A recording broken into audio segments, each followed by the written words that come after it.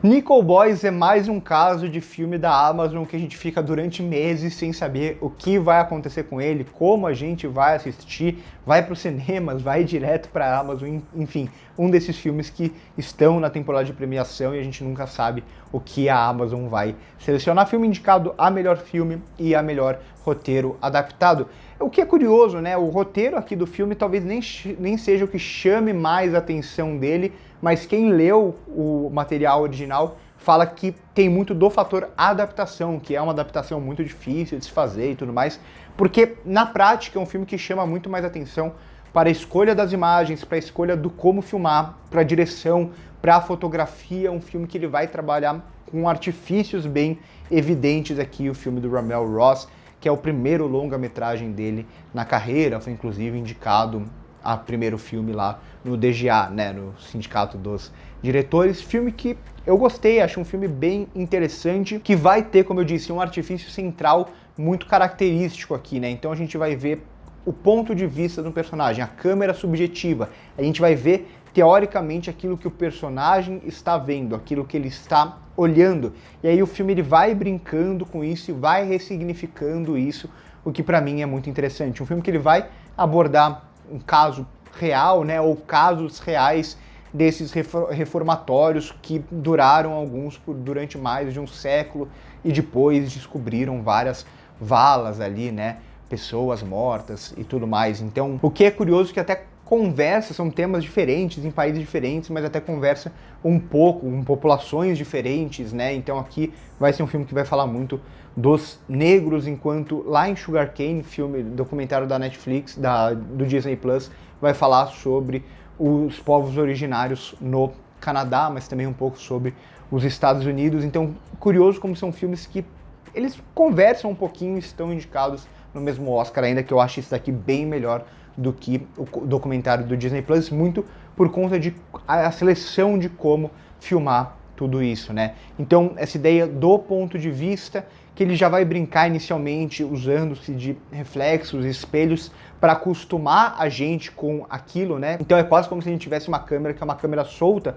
a partir do momento que é o olhar de uma pessoa. Então, se ele olha para baixo e olha para o braço dele, a gente vê só o braço dele. Se ele está deitado na grama, a gente vê só um braço deitado na grama, ou uma árvore sendo vista de baixo. Então ele vai provocar, obviamente, escolhas curiosas, escolhas até de um certo experimentalismo em algum sentido, mas aos poucos ele vai conseguindo definir uma narrativa a partir dessa ideia do ponto de vista. É que sim, para mim, em certo momento, fica um pouco cansativo em um determinado momento ali no meio do filme que parece que faltam ideias de como se seguir a partir disso, mas no final, como eu disse, muitas das coisas são ressignificadas. Não vou falar muita coisa para não dar spoiler, mas ele vai modificando essas escolhas não completamente, mas a gente vai ver uma espécie de flash forward que a gente só vê a nuca do personagem. Depois a gente entende o porquê também dessa escolha que é bem chamativa. A gente vê sempre, não que filmar a nuca seja algo não usual, mas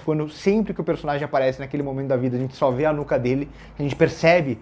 Então é algo que chama atenção para esses artifícios que o Ramel Ross está tentando propor. Ou a própria ideia do ponto de vista, do plano subjetivo, que primeiro a gente só vai ver o ponto de vista de um e a partir de certo momento a gente vê uma cena refeita, né? Ou a gente vê a mesma cena por um outro ponto de vista, não mais daquele ponto de vista que a gente via, mas do outro garoto que ele está conhecendo. E a partir daí a gente começa a ver muito mais dos dois pontos de vista, né? Como se fosse a câmera subjetiva do olhar desses dois personagens. O que é bem curioso, porque a gente pega algo que é muito simples no cinema, que é o plano e contraplano, né? Então, uma cena de diálogo, a gente filma um personagem que ele está conversando. Então, filma um falando, o outro olhando, o outro falando, este olhando, que é o mais básico, mais clássico que tem do cinema. Mas nesse filme, a partir do momento que ele escolhe essa ideia de filmar em câmera subjetiva, quando o filme ele vai fazer um plano e contraplano que teoricamente seria algo super banal do cinema, aqui vira quase um evento. Ou mesmo quando os dois personagens olham para o teto, que é a imagem de divulgação muito do filme, e reflete os dois ao mesmo tempo, a ponto de a gente nem saber qual ponto de vista é aquele, se é de um, se é do outro, ou se é quase uma ideia dos dois pontos de vista ao mesmo tempo. Eu acho interessante muito aqui que é um filme que ele tem muito definido o que ele quer falar sobre esses garotos, sobre a comunidade negra de alguma forma, sobre esses jovens negros de alguma forma. Então, aos poucos, ele vai começando a ficar mais evidente que não é só sobre qualquer garoto ou sobre qualquer garoto pobre, mas envolve muito a questão da cor mesmo, mas é um filme que ele nunca vai se entregar àqueles discursos mais prontos, né, a diálogos mesmo mais evidentes sobre o que ele está querendo falar. Então, ele se usa mesmo do cinema, da escolha da imagem, da escolha dos artifícios que ele vai criar essa narrativa que vai e volta, e no meio tem até algumas intromissões maiores, digamos assim, da direção, onde ele joga quase efeitos documentais, né, do que aconteceu, de imagens de arquivo e tudo mais, que aí é onde o filme ele tem um discurso mais pronto, mas também nesse discurso mais pronto ele não diz muita coisa, né, são apenas imagens jogadas para criar toda essa experimentação. Então é um filme que ele vai trabalhar principalmente com 3 artifícios centrais, não só com eles, né, tem algumas sequências que parecem sequências de sonho e tal, mas ele vai trabalhar sobretudo com essas imagens que seriam imagens mais documentais, com esse flash forward que a gente vê a nuca do personagem durante quase todo esse tempo, e também com os pontos de vistas com a câmera subjetiva desses garotos.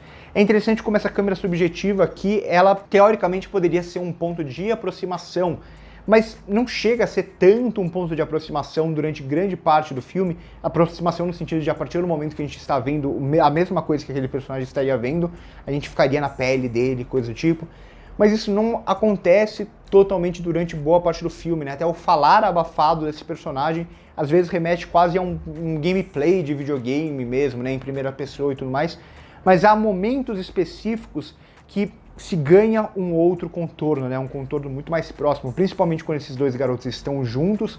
Então a gente é uma aproximação não só da gente com aquele garoto que a gente está vendo do ponto de vista, mas com o outro garoto também, ou principalmente quando ele está falando também com a avó dele, né? A personagem da Junui Ellis, que no começo da temporada parecia que ia ser indicada e tudo mais, e foi perdendo bastante força. A campanha da Amazon realmente foi bem ruim, mas é um personagem que tem uma presença muito importante, uma importância muito grande dentro do filme.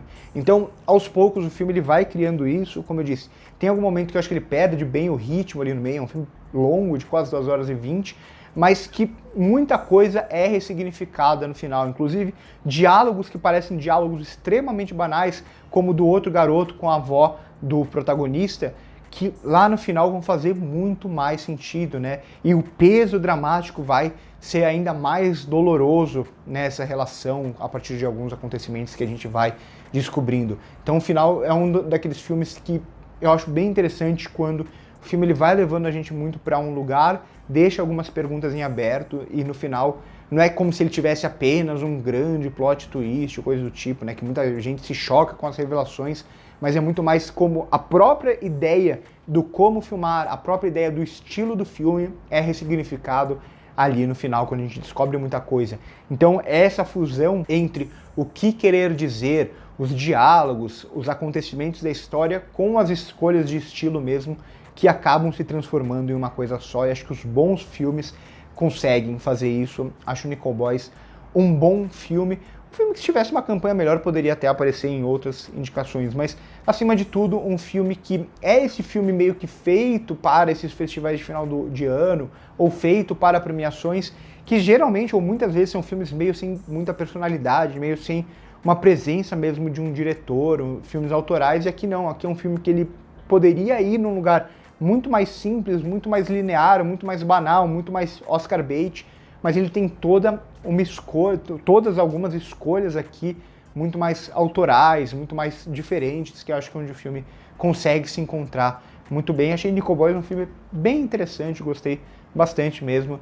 Então, por hoje é isso. Se você gostou do vídeo, deixe seu like, curte mesmo para ajudar esse vídeo a chegar para mais gente. Clica no hypar aqui embaixo se você está vendo pelo celular, que ajuda muito a gente a entregar esse vídeo para mais pessoas. Se inscreva no canal e seja membro também, se você quiser ajudar esse canal a continuar a existindo por um valor quase simbólico de R$6 por mês. Por hoje é isso e corta.